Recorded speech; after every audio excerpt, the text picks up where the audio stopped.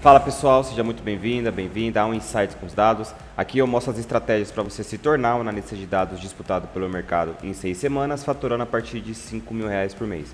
Eu sou o Lucas Amorim e no episódio de hoje o assunto vai ser calendário. Por que e para que você precisa dessa tabela no seu modelo? Então fica comigo e depois da vinheta a gente vai bater um papo sobre isso.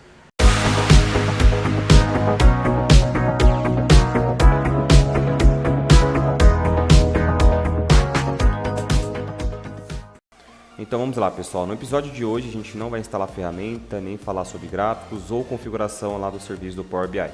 O foco hoje é mostrar para você a importância de trabalhar com uma tabela temporal, que aí no mercado você vai ouvir muito o termo de calendário, tá? Eu estou aqui com a minha tela apresentada e hoje a gente vai trabalhar com esse arquivo do Excel, que são algumas despesas das receitas do governo. Então aqui a gente tem os nomes dos órgãos, o código, o nome da unidade gestora, a categoria econômica. Só o que importa para a gente aqui está lá no final, que é a nossa data de lançamento. Por exemplo, você recebe uma demanda do seu gestor e ele quer analisar isso por diferentes fatores. Por dia, por ano, por trimestre, por quadrimestre. Só que com esse formato de data, com essa coluna aqui única e exclusiva, você não vai conseguir montar esses tipos de análises. Por quê? Aqui a gente só tem o dia, o mês e o ano, a data completa. Então aí é o primeiro ponto que a gente entra com uma tabela calendário. Por quê? É uma tabela à parte que vai trazer todas as características da sua data original. Então vai ser uma tabelinha com diversos atributos que vão te auxiliar para a criação da sua análise, tá? Eu estou com essa aba aqui aberta, Por exemplo, a gente tem aqui um relatório de receitas e aqui você recebe várias demandas para analisar isso de outra forma. Então eu não quero analisar por aquela data de lançamento completa. Eu quero ver isso por ano, por mês, trimestre, dia, ano fiscal. E aí entra a sua tabela calendário, que tem essa função de trazer todos esses atributos da sua data. Lucas, e como a gente consegue criar isso dentro do Power BI? Existem várias maneiras, tá? Utilizando o DAX, utilizando o M, ou até mesmo trazendo de outro local, do SQL Server, lá do Synapse Analytics. Depende da estrutura do seu projeto. Se você receber isso lá da fonte de dados do SQL Server, de um BI que já foi formatado, é melhor ainda, porque você vai ganhar performance e não vai ter que criar uma tabela dentro do seu projeto. Mas em muitos casos, como essa arquitetura lá não foi feita, você pode fazer aqui sem problema nenhum.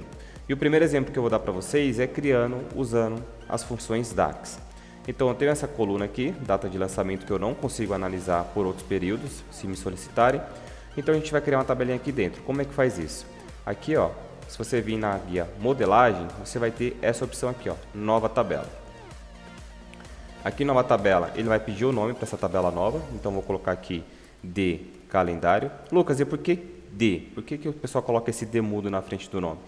Para especificar que isso aqui é uma dimensão. Dentro de um projeto do Power BI, você vai ter suas tabelas dimensões que carregam um atributo do seu fato. E quando você vê uma tabelinha com F, quer dizer que é uma tabela fato que contém todos os registros e ocorrências daquele determinado assunto, tá? Então, se você vê por aí de calendário, lembre-se que é uma tabela de dimensão. Não só calendário, tem de clientes, de fornecedor, de produtos, de cores, enfim, todas as tabelas com esse de abreviado significa que a gente tem características do nosso fato, do nosso ocorrido. E aqui, para criar nosso calendário, a gente tem essa função aqui, calendar, e tem a calendar auto. Eu vou começar pela calendar auto, que é o que o pessoal tem mais dúvidas, né? Só para a gente ver o comportamento. Aqui na calendar auto, ela não pede nenhum argumento, você pode criar ela simplesmente colocando a função abrindo e fechando parênteses. Eu vou dar um enter aqui e vamos ver como funciona essa função. Vou tirar o zoom daqui.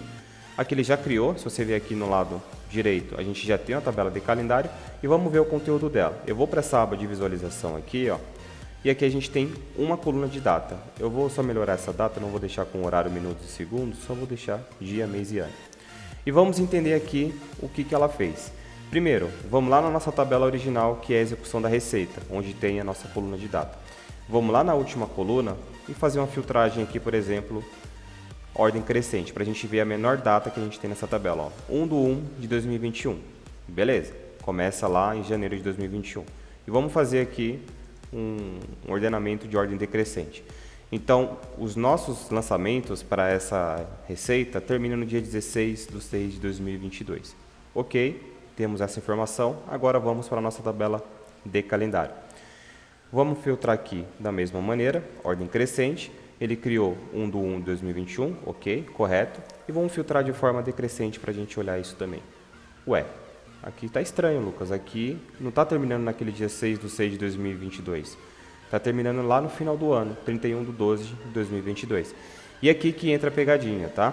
Quando você cria uma calendar auto e você não especifica nenhum mês aqui que a sua tabela vai finalizar, por padrão, o Power BI coloca no último mês do ano, no último dia e no último mês do ano. Quando você começa a criar a sua função, ó, ele fala aqui que é um Fiscal Year End Month. Então, o argumento que ele pede dentro desses parênteses vai ser o mês que vai determinar o término da sua tabela calendário. Por exemplo, se eu colocar aqui no mês 6, vamos ver o que acontece? Coloquei o 6 e olha aqui, ó, agora minha tabela está terminando no dia 30/6 de 2022, que é o que eu especifiquei aqui. Então, isso aqui vai estar mais de acordo com a sua modelagem. Ah, Lucas, mas eu não quero ficar colocando assim na mão, porque pode ser que eu tenha vários tipos de data aqui no decorrer do projeto. Tem outra forma de fazer isso? Tem. Em vez de você usar de calendar auto, você tem a Calendar, que é a mais utilizada hoje dentro dos projetos. E nessa Calendar, diferente da outra, ela pede dois argumentos, que é o quê? Start date e end date. Uma data inicial e uma data final. Qual vai ser a minha data inicial? E aqui a gente pode colocar de forma dinâmica. Eu posso falar que eu quero a menor data lá da minha tabela receitas, data de lançamento, e a maior data também naquela coluna. Para isso a gente usa outra função DAX que a gente chama de max. Max ela retorna o maior valor de uma coluna especificada. Então vou colocar aqui, ó, data lançamento. Então eu quero que essa expressão vá lá nessa tabela. A tabela sempre vai estar entre aspas e a coluna sempre em conchetes, tá? Opa. Então eu quero pegar a maior data de lançamento lá. Desculpa, maior não, né? Min. Primeiro é a menor data. Menor data que a gente tem lá. E depois, qual vai ser a nossa data final? Aí sim, a minha max. E a mesma coisa, data lançamento. Feito isso aqui, ó, só fechando parênteses da nossa max e fechando parênteses da nossa calendar, vamos dar um Enter e vamos ver como funciona aqui essa expressão. Eu vou filtrar aqui primeiro por ordem crescente, ok, está começando no dia 1/1 de 2021, e agora de ordem decrescente, está terminando exatamente no mesmo dia que a gente tem lá na nossa coluna. Ah, Lucas, beleza, agora você tem uma coluna de data, só que é a mesma coisa lá que você tem na sua tabela original, isso não serve para nada, você só está repetindo a informação. Concordo? Você está correto. Só que agora, com essa tabela calendário aqui, você consegue criar os atributos que eu falei no começo do vídeo, que são as nossas características. Então, para criar uma coluna aqui, você pode clicar em cima da coluna e vir aqui, ó, nova coluna. Essa é uma das formas, tá? Então, eu vou falar para ele que nessa coluna aqui eu quero extrair o ano, somente o ano dessa data que está aqui do lado. E a gente tem uma função nativa do DAX que faz isso, que é o year, bem parecida com o ano lá do Excel. Então, year, e vai pedir uma data. Qual data que você quer analisar, que você quer extrair o ano? A minha de calendário date, que é essa tabela que a gente acabou de criar. Feito isso, só vou fechar aqui. Pronto, já temos a nossa fragmentação do ano da nossa data inteira. Quero criar mais uma, Lucas. Vamos lá, nova coluna. E agora eu quero o mês numérico. Também temos uma função DAX para isso, que é month. Feito isso, também vai pedir uma coluna de data. E qual a coluna de data que a gente vai passar? Sempre a data completa, sempre que tem todos os argumentos, né? Dia, mês e ano. Feito isso, ele retorna o mês numérico. Lucas, é a melhor prática você usar dessa forma, criando aqui várias colunas de fragmentos da data? Não. Hoje existe uma forma melhor de fazer isso, que é usando a função add columns. Ou seja, você vai criar apenas uma expressão DAX. E essa expressão DAX vai ser responsável por criar todas as colunas para você dentro do projeto. Então vamos fazer o seguinte, ó. Eu vou deixar aqui essa salva, não vou apagar, só para ficar como exemplo. A gente vai criar outra tabela, tá? Então nessa outra tabela, eu vou até copiar esse cara aqui, ó, que a gente vai usar na outra. Então aqui ferramentas de tabela, nova tabela, e eu vou colocar aqui de calendário add columns, só para diferenciar da outra, tá? Aqui eu vou colar aquela mesma expressão no código, vou dar um Enter, ele vai criar a mesma estrutura ali pra gente. Eu só vou resumir esse cara aqui para ser um short date. E agora aqui que começa as menores práticas. Eu vou chamar uma função do DAX que se chama addColumns. O que ela fala? Retorna uma tabela com novas colunas especificadas pelas expressões DAX. E primeiro ela pede uma tabela. Qual tabela que eu quero adicionar colunas? Você concorda comigo que isso aqui retorna uma tabela para a gente já? Quando a gente deu um Enter, ele retornou aqui essa coluna com várias datas. Então eu vou usar essa mesma tabela para adicionar colunas. Vou dar uma vírgula aqui, que a primeira expressão foi preenchida. E agora aqui eu passo as colunas e as expressões que a gente quer retornar. Primeiro, quero retornar o ano. Lucas, por que você está colocando entre aspas? Porque é um texto. Tudo que é texto no Power BI no DAX você referencia com aspas duplas, tá? Feito isso, passei o nome da coluna, qual expressão que vai retornar o ano para a gente. Aí é a mesma coisa, ó, year, e qual coluna? Date, que é essa coluna do contexto que está girando aqui para a gente. Ó. Essa coluna date é exatamente essa daqui de fora. Feito isso, vamos criar mais uma coluna, vírgula, e aqui no addColumns, o interessante é que você pode criar várias colunas de uma vez só, usando a mesma expressão. Mês, que é o que a gente tinha feito lá, né? Entre aspas, month, mesma coisa, date. Sempre referenciando a data completa. Agora eu quero aqui o nome do mês, por exemplo. Nome, mês. E aqui no nome mês a gente não tem uma função DAX, por exemplo, month name. Aqui a gente precisa usar outra função para formatar e pegar somente o nome do mês. E qual a função que a gente usa? Format. Nesse format ele também vai pedir uma data completa, então vamos colocar a nossa date.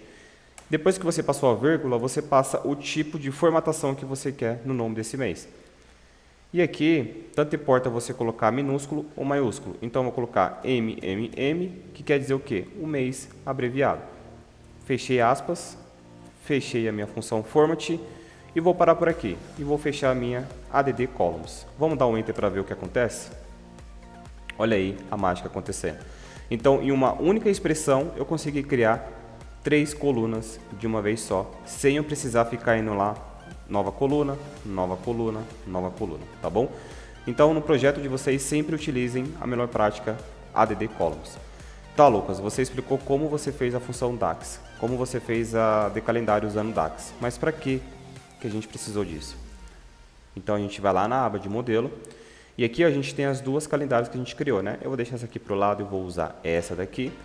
E agora que a gente faz as conexões nas nossas tabelas.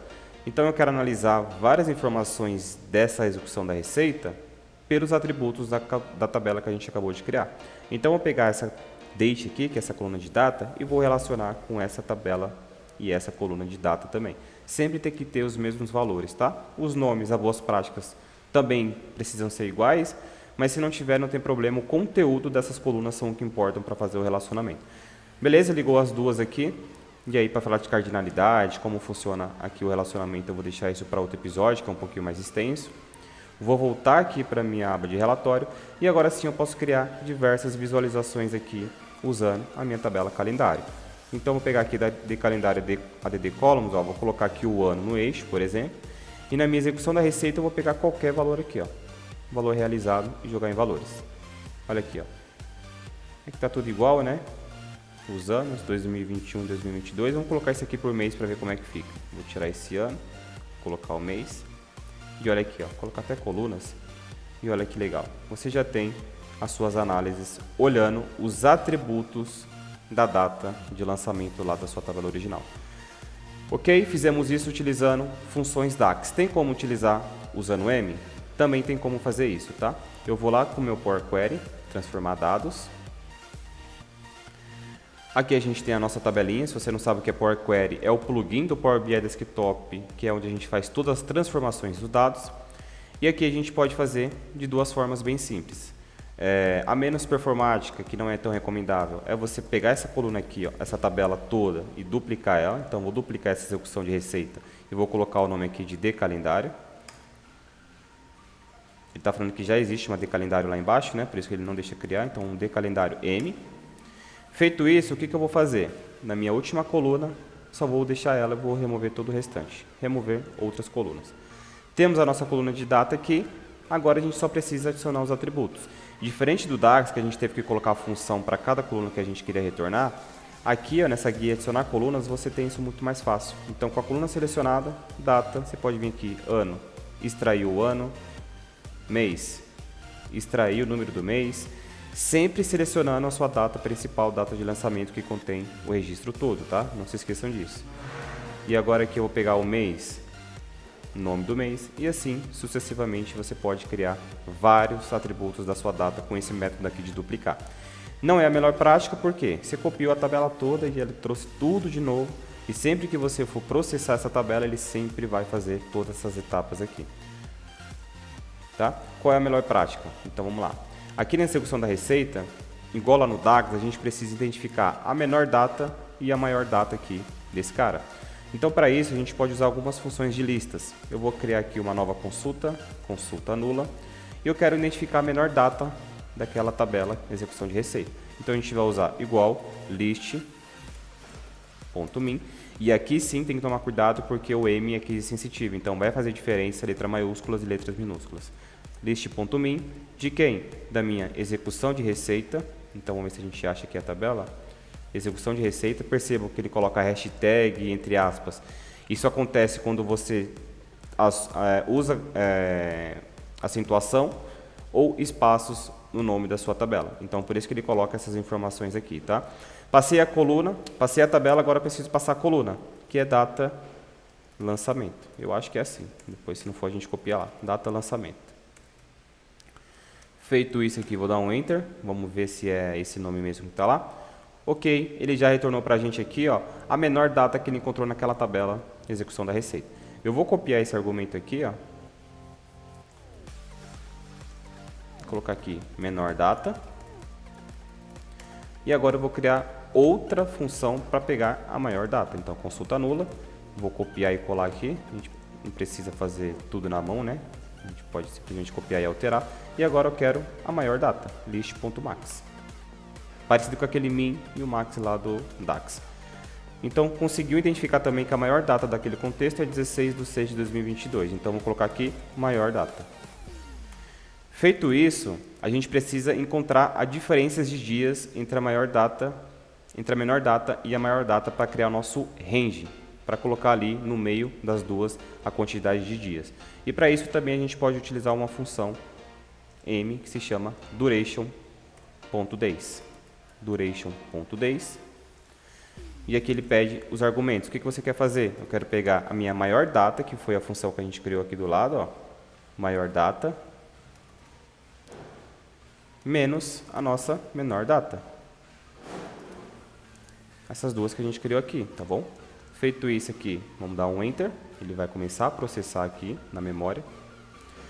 E ele disse que a duração desse intervalo de datas é exatamente 531 dias. Ok, então vou colocar aqui dias. E agora que a gente tem todas essas três informações importantes, a gente pode criar a nossa função de data que vai retornar aquela lista para a gente. Então vamos lá. Eu estou criando aqui separadamente, pessoal, só para ficar didático, para vocês entenderem passo a passo do que eu estou fazendo. Então vamos lá, nova consulta, consulta nula. Agora sim eu vou chamar a nossa função de data, list.dates. Nessa list.dates ela pede vários argumentos. Qual é o primeiro dele? Qual vai ser a sua data inicial? Por onde sua data vai começar? Então a gente já tem ali nosso argumento de menor data. Qual o segundo step? Quantos dias para frente você quer jogar essa data? Então eu quero jogar o que está ali em dias, que a gente já calculou. Então, dias vai ser a quantidade. E qual o step? O step ele usa como duration. Essa sua tabela calendário vai seguir de 1 em 1 dia, por exemplo, 1 do 1, 2 do 1, 3 do 1, ou ela vai pular 2 em 2, 4 em 4. Então, esse duration aqui é o que vai determinar a quantidade de linhas lá. Então, para isso, não é simplesmente colocar um aqui, eu quero que seja de 1 em 1 dia. Não, você precisa usar outra função do M, que é o duration. Nesse duration, você vai colocar o quê? 1, que representa 1 dia, 0 horas, 0 minutos e 0 segundos. Isso que quer dizer a nossa expressão duration. Eu quero que ele pule de 1 dia e a hora, minutos e segundos, não importa, eu vou deixar tudo zerado. Feito isso, vamos usar o Enter para ver se vai funcionar. Se eu coloquei tudo certo, é para ele trazer uma lista de datas aqui para a gente. Ok, já trouxe, ó. Então desde o dia 1 do 1, e se a gente for lá no final, ó, como é pequenininha dá para a gente ir, até 15/6/2022. Feito isso, agora é muito simples, é só a gente transformar essa lista para uma tabela, para a tabela.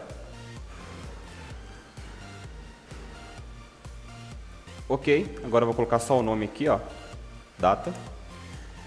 Transformar isso aqui em data também, ó, porque ele está como ABC123, ele não conseguiu identificar o tipo.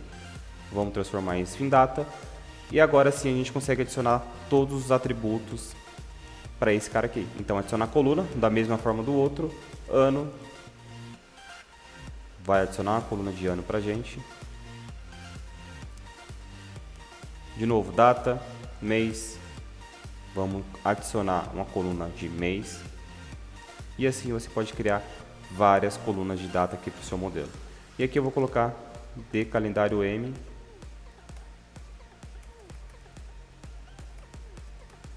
Vou colocar aqui performática. Porque é a melhor prática hoje você utilizar funções em vez de você ficar duplicando a sua tabela e removendo para conseguir chegar no resultado. Lucas, qual é a melhor forma? Trabalhar com a linguagem M para criar isso ou trabalhar com a linguagem DAX? E aí vai muito do seu projeto, tá? Nenhuma das duas vai ficar muito pesada para o seu projeto. Por quê? Só vai ter a coluna de data e os atributos dela.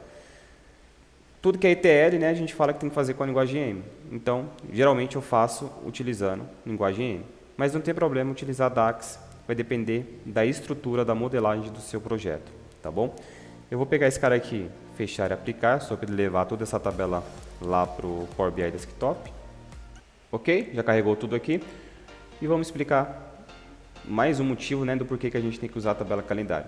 Se a gente vem aqui na guia dados, deixa eu fechar esse cara aqui que a gente fez, e eu vou pegar aqui a nossa tabela original, que é a minha execução da receita.